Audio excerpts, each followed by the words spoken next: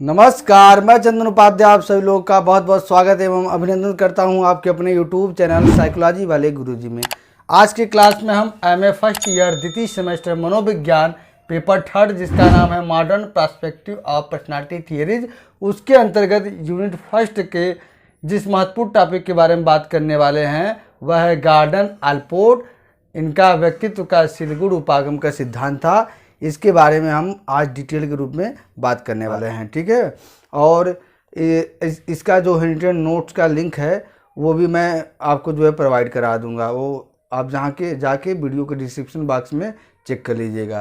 तो आइए अब समझते हैं कि आलपोर्ट का सिलगुड़ उपागम व्यक्तित्व का क्या था। देखिए, आलपोर्ट जिनका कार्यकाल 1897 से 1967 था।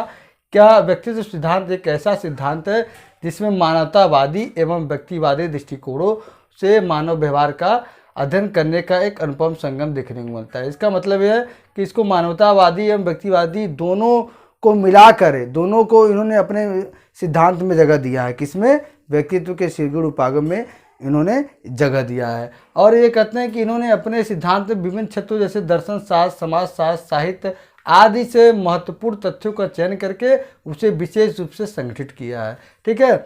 देखिए, सबसे पहली बात तो यह है कि आलपोर्ट महोदय जो है उनका कार्यकाल क्या है 1897 से 1967। ये क्या है, इन्होंने अपने व्यक्ति सिद्धांत में मानवतावादी दृष्टिकोण एवं व्यक्तिवादी दृष्टिकोण के विभिन्न पक्षों को मिश्रण को मिला के अपने सिद्धांत का निर्माण किया है। और साथ ही साथ इन्होंने विभिन्न क्षेत्रों जैसे दर्शन शास्त्र, समाजशास्त्र, साहित्य आदि से भी महत्वपूर्ण जो तथ्य है उसका चयन करके अपने सिद्धांत का निर्माण किया है। आलपोर्ट का जो व्यक्ति सिद्धांत है इसको निम्नलिखित प्रमुख भागों में बांटकर हम अध्ययन कर सकते हैं, जिसमें सबसे पहला है व्यक्तित्व की संरचना, स्ट्रक्चर ऑफ पर्सनालिटी।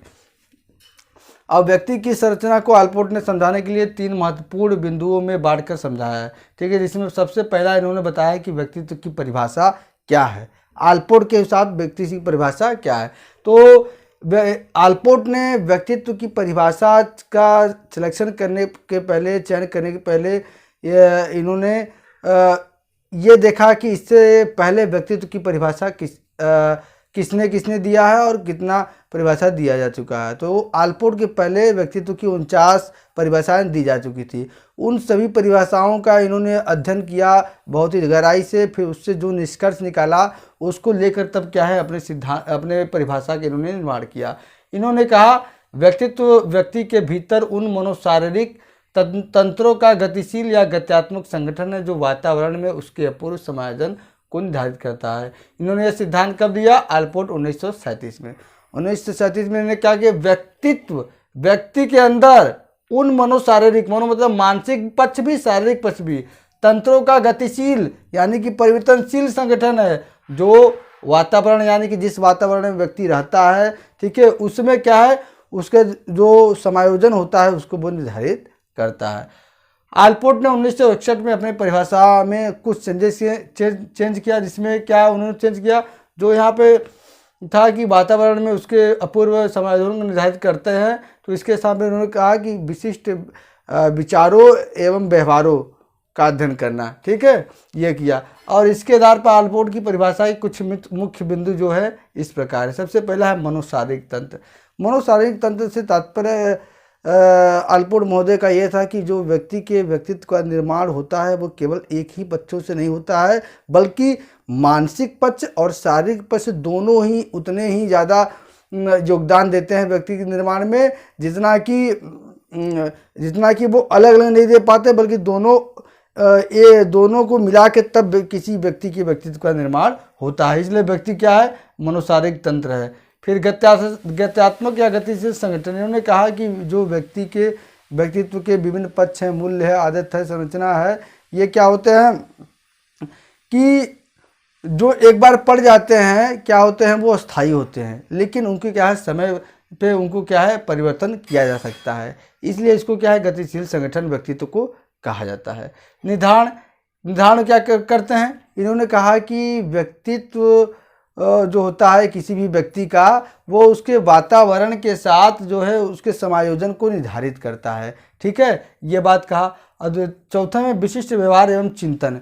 विशिष्ट व्यवहार एवं चिंतन मतलब कि व्यक्ति क्या है, व्यक्ति के व्यक्तित्व का निर्माण केवल जो है उसके शारीरिक पक्षों मानसिक पक्षों से नहीं होता, बल्कि उसके जो विशिष्ट विचार उसके दिमाग भरे होते हैं, वो कैसा व्यवहार करता है, उसका कैसा चिंतन है, इससे भी उसका निर्माण होता है।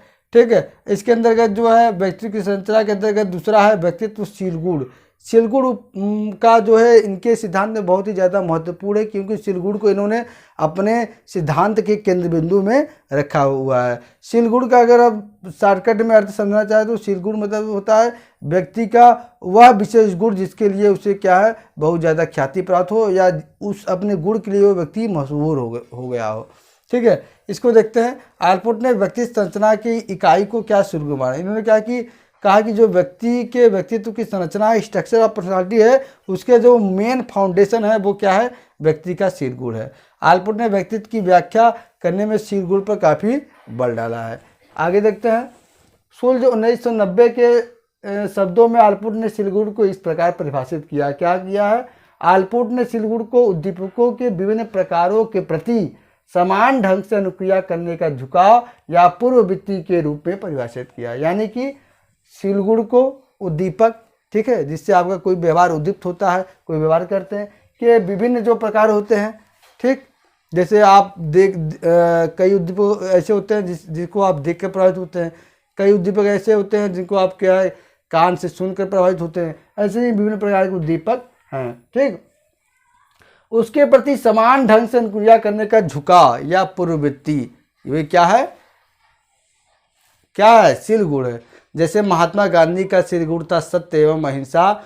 वो क्या है, हमेशा इसी के कोई कैसा भी व्यवहार उनके साथ करे, लेकिन क्या है वो अपने इसी विशेष शील गुण को लेकर आगे चलते थे और वैसा ही वो व्यवहार करते थे, और उसी व्यवहार के लिए वो पॉपुलर भी हो गए। अपने वातावरण के उद्दीपक पहलुओं की ओर संगत एवं सराहनीय ढंग से अनुक्रिया करने के तरीकों को शील गुण कहा जाता है। शील गुण करना का मतलब यह होता है कि परिस्थिति को आप कितने बेहतर तरीके से हैंडल करते हैं या परिस्थिति को बेहतर तरीके से, परिस्थिति में बेहतर तरीके से अपने आप को समायोजित करने की कला क्या है, शील गुण है। अब शील गुण में शील गुण के कुछ प्रकार बताए गए हैं, जैसे में पहला सामान्य शील गुण है, दूसरा व्यक्ति शील गुण।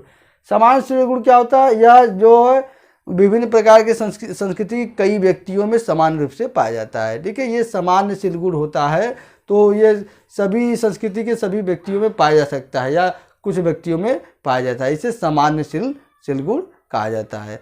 ठीक है, जैसे क्या सामान्य शील गुण में आ गया कि व्यक्ति का जो है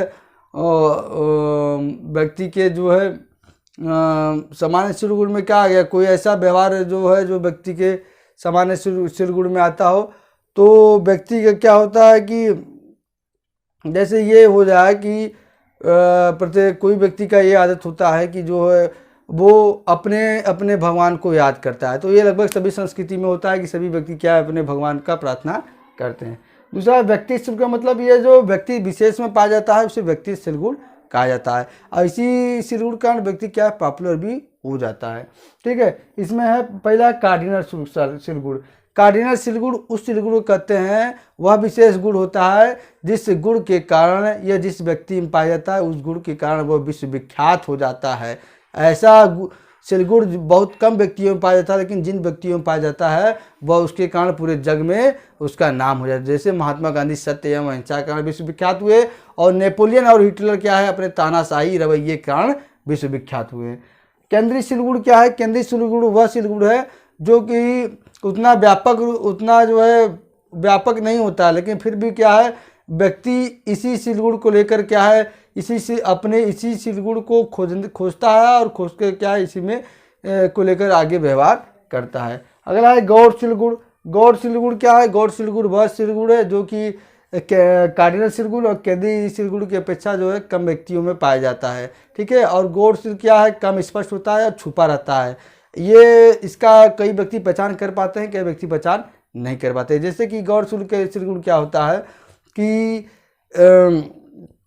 एक समान जो है कि हेयर स्टाइल रखना या तो समान कपड़े पहनना, ये सब क्या हो गया गौड़ शील गुण। मतलब जो व्यक्ति के लिए क्या एक सेकेंडरी एस्पेक्ट है उसे गौड़ शील गुण कहा जाता है।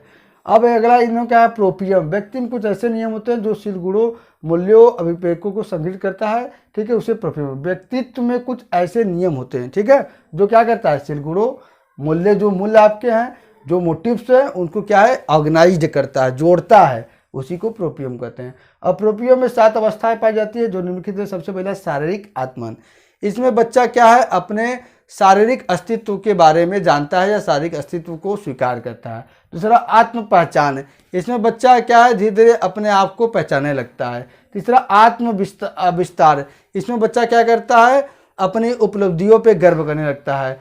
चौथा क्या है, आत्मसम्मान, इसमें बच्चा क्या करता है, वो दूसरों से प्रशंसा पाता है, पुरस्कार पाता है, तो उसे क्या है, बहुत ही प्रसन्नता या बहुत ही वो अपने आप को सम्मानित महसूस करता है। आत्म प्रतिमा, इसमें बच्चा क्या करता है कि जो है, उसको कई ऐसे मॉडल होते हैं जिससे वो, जिसका इमेज वो अपने वो दिमाग में बनाकर क्या है, उन्हीं के हिसाब से व्यवहार करता है। युक्ति संगत समाधान के रूप में आत्मन, इसमें क्या करता है व्यक्ति, बच्चा क्या करता है कि विभिन्न तर्क और वितर्क से चीज़ों को देखता है, सोचता है और समझता है, तब निर्णय लेता है। उपयुक्त प्रयास में बच्चा क्या करता है, किशोरावस्था के स्टेज में आ जाता है और वो अच्छे लक्ष्य या उद्देश्य का निर्माण करता है जो उसके ज़िंदगी भर चलते हैं और उन्हीं पे वो काम भी करता है।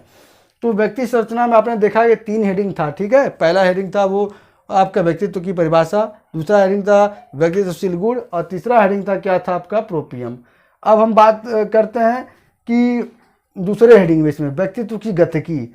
व्यक्तित्व की गतिकी से तात्पर्य यह है कि जो व्यक्तित्व किसी भी व्यक्ति के व्यक्तित्व को गति प्रदान करता है उसे क्या कहा जाता है, व्यक्तित्व की गतिकी कहा जाता है, डायनामिक्स ऑफ पर्सनालिटी। इसमें 2 बिंदु के आधार पर व्यक्तित्व की गति को समझाने का प्रयास अल्पोर्ट महोदय ने किया।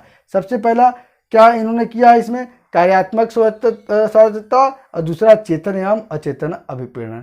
कार्यात्मक स्वायत्तता क्या होता है, कार्यात्मक स्वायत्तता से तात्पर्य उस स्वायत्तता से होता है जिसमें व्यक्ति कोई कार्य करते करते वो उस कार्य से जो गुण विशेषता होते हैं उसके व्यक्तित्व में अपने आप समाहित हो जाते हैं। जैसे आप कहीं कहीं किसी फैक्ट्री में काम कर रहे हैं, कहीं किसी क्लिनिक में काम कर रहे हैं, तो वहाँ से जो आप काम कर रहे हैं तो वो आपके व्यक्तित्व में वहाँ से विशेषता शामिल हो जाए तो इससे कार्यात्मक स्वायत्तता कहते हैं। इसमें पहला है संतरण कार्यात्मक और दूसरा है उपयुक्त कार्यात्मक। संतरण होता है कि जो आपके आदत मूल्य होते हैं, विचार होते हैं, वो आप किसी के माध्यम से ग्रहण करते हैं तो उसे संतरण कार्यात्मक स्वायत्तता कहते हैं। और उपयुक्त कहते हैं कि जो आप अपने हिसाब से सोच समझ कर चीज़ों को जो है ग्रहण करते हैं तो उसे उपयुक्त कार्यात्मक स्वायत्तता। अब इन्होंने दूसरा दिया है चेतन एवं अचेतन अभिप्रेरण। चेतन एवं अचेतन अभिप्रेरण क्या मतलब है, चेतना होता है आपका जागृतावस्था, ठीक है, चेतन क्या होता है आपका अंधेरा पक्ष होता है। तो उन्होंने किया कि जो व्यक्ति चेतन मन में जो व्यक्ति के विचार भावना चलता है, जैसे व्यवहार वो करता है, उसके पीछे कहीं ना कहीं अचेतन क्रियाएं भी काम करती है और उसी के हिसाब से व्यक्ति के व्यक्तित्व का भी निर्माण होता है। यानी कि आपका अचेतन माइंड में जो आपके रहेगा वो चेतन को प्रभावित करेगा और आप वैसा व्यवहार करेंगे, आपका व्यक्तित्व भी वैसा बन जाएगा। अब अगला बात करते हैं हम व्यक्तित्व का वर्धन, ग्रोथ ऑफ पर्सनालिटी। इसमें क्या है कि व्यक्तित्व का विकास जो है अचानक नहीं होता है। जब बच्चा जन्म लेता है तो उसका जो है दिमाग खाली स्लेट की तरह होता है और वो उसका व्यक्तित्व भी जीरो होता है। लेकिन जैसे जैसे वो परिवार से, माता पिता से जैसे जैसे उसका विकास होता है, कई अवस्थाओं से गुजरता जाता है, तो उसके व्यक्तित्व का भी विकास होते जाता है। अगला है शोध एवं मापन।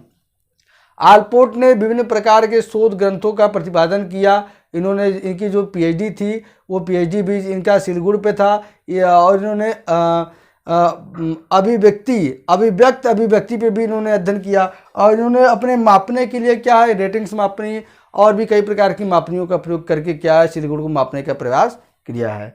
अब अगला है मूल्यांकन। मूल्यांकन में क्या आप करेंगे कि आलपोर्ट के जो सिलगुड़ उपागम है वो व्यक्तित्व के सभी पक्षों को समझाने में काफ़ी हद तक सफल है। लेकिन कुछ आलोचक ये भी कहते हैं कि आलपोर्ट ने जो है बहुत ज़्यादा सिलगुड़ को महत्व दिया है व्यक्तित्व के निर्माण में, जो कि ये सर्वथा उचित नहीं है।